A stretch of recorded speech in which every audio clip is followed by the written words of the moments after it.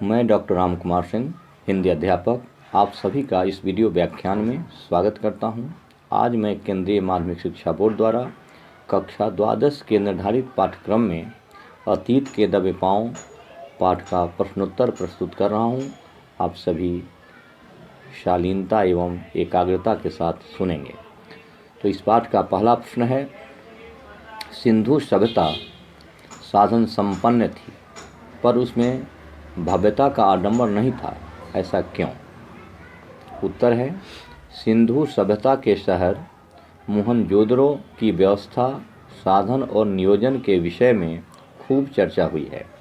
इस बात से सभी प्रभावित हैं कि वहाँ की अन्न भंडारण व्यवस्था, जल निकासी की व्यवस्था अत्यंत विकसित और परिपक्व थी। हर निर्माण बड़ी बुद्धिमानी के साथ किया गया था, यह सोचकर कि सिंधु का जल बस्ती तक फैल भी जाए तो कम से कम नुकसान हो। इन सारी व्यवस्थाओं के बीच इस सभ्यता की संपन्नता की बात बहुत ही कम हुई है। वस्तुतः इसमें भव्यता का आडंबर है ही नहीं। व्यापारिक व्यवस्थाओं की जानकारी मिलती है, मगर सब कुछ आवश्यकताओं से ही जुड़ा हुआ है। भव्यता का प्रदर्शन कहीं भी नहीं मिलता। संभवतः वहाँ की लिपि पढ़ ली जाने के बाद इस विषय में अधिक जानकारी मिले। तो इस पाठ का दूसरा प्रश्न है, सिंधु घाटी के लोगों में कला या सुरुचि का महत्व अधिक था, उदाहरण देकर स्पष्ट करें। उत्तर है, सिंधु सभ्यता के लोगों में कला या सुरुचि का महत्व अधिक था।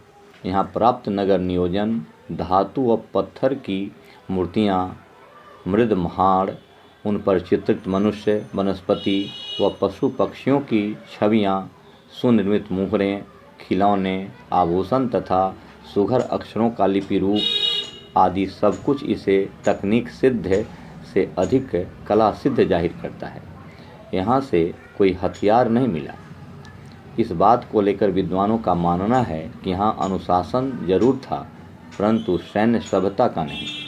यहाँ पर धर्मतंत्र या राजतंत्र की ताकत का प्रदर्शन करने वाली वस्तुएं, महल, उपासना स्थल आदि नहीं मिलती। यहाँ आम आदमी के काम आने वाली चीज़ों को सलीके से बनाया गया है। इन सारी चीज़ों से उसका सौंदर्य बोध उभरता है। इसी आधार पर कहा जाता है कि सिंधु सभ्यता का सौंदर्य बोध समाज पोषित था। अगला प्रश्न, पुरातत्व के किन चिन्हों के आधार पर आप यह कह सकते हैं कि सिंधु सभ्यता ताकत से शासित होने की अपेक्षा समझ से अनुशासित सभ्यता थी? उत्तर है, सिंधु सभ्यता से जो अवशेष प्राप्त हुए हैं उनमें औजार तो हैं पर हथियार नहीं हैं। मोहनजोदड़ो, हड़प्पा से लेकर हरियाणा तक समूची सिंधु सभ्यता में हथियार उस तरह नहीं मिले हैं जैसे किसी राजतंत्र में होते हैं। दूसरी जगहों पर राजतंत्र या धर्मतंत्र की ताकत का प्रदर्शन करने वाले महल, उपासना स्थल, मूर्तियाँ और पिरामिड आदि मिलते हैं। हड़प्पा संस्कृति में न भव्य राजप्रासाद मिले हैं, न मंदिर, न राजाओं व महंतों की समाधियाँ।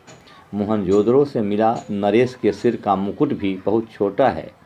इन सब के बावजूद यहाँ ऐसा अनुशासन जरूर था जो नगर योजना, वास्तुशिल्प, मुहर ठप्पों, पानी या साफ सफाई जैसी सामाजिक व्यवस्थाओं में एकरूपता भरे हुए थे। इन आधार पर विद्वानों ने यह कहा है कि यह सभ्यता समझ से अनुशासित सभ्यता थी। यह सभ्यता समझ से अनुशासित सभ्यता थी, न कि ताकत से। अगला प्रश्न, मोहनजोदड़ो की सभ्यता पूर्ण विकसित सभ्यता थी, कैसे? पठित पाठ के आधार पर उदाहरण सहित इसे स्पष्ट करें। उत्तर है, लेखक कहता है कि मोहनजोदड़ो में सिंधु सभ्यता के अवशेष बिखरे पड़े हैं।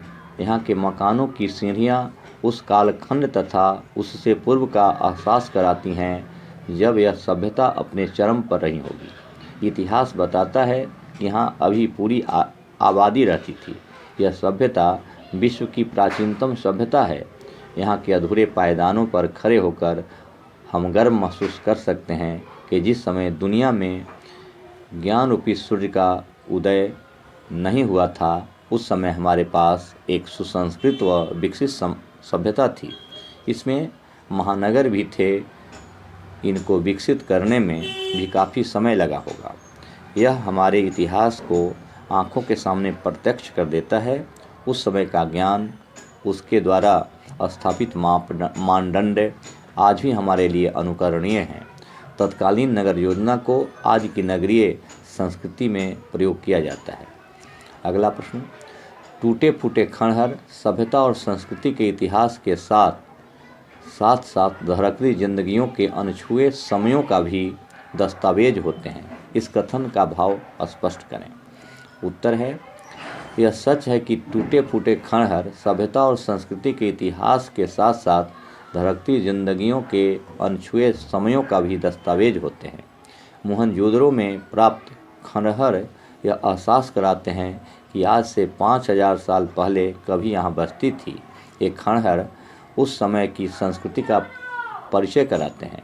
लेखक कहता है कि इस आदिम शहर के किसी भी मकान की दीवार पर पीठ टिकाकर सुस्ता सकते हैं, चाहे वह एक खंडहर ही क्यों न हो। किसी घर की देहरी पर पांव रखकर आप सहसा सहम सकते हैं।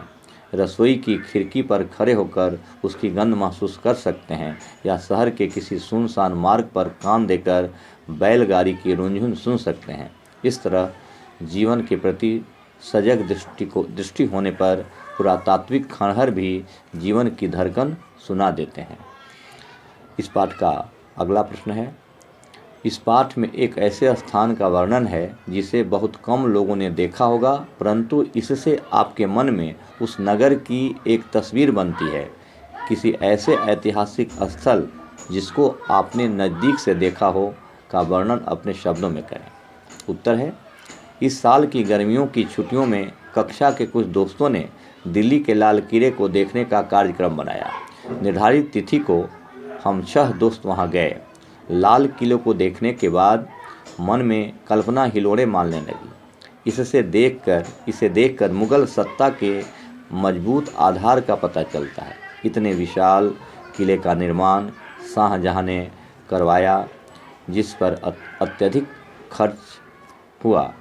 यह निर्माण उस समय के शांत शासन व समृद्धि के युग का परिचय कराता है। इसका निर्माण लाल पत्थरों से करवाया गया। किले के अंदर अनेक महल हैं। दीवान आम से लेकर दीवान खास तक को देखकर मुगल बादशाह के दरबार का दृश्य सामने आता है। यह किला मुगल प्रभुसत्ता का परिचायक था। आज भी इसका ऐतिहासिक महत्व है। यहाँ स्वतंत्रता दिवस पर प्रधानमंत्री तिरंगा झंडा फहराते हैं। यह मेरे जीवन के सुखद अनुभवों में से एक है। इस प्रकार से आप किसी प्रकार के ऐतिहासिक स्थल जो आपने नज़दीक से देखा है उसका वर्णन कर सकते हैं अपने शब्दों में। धन्यवाद।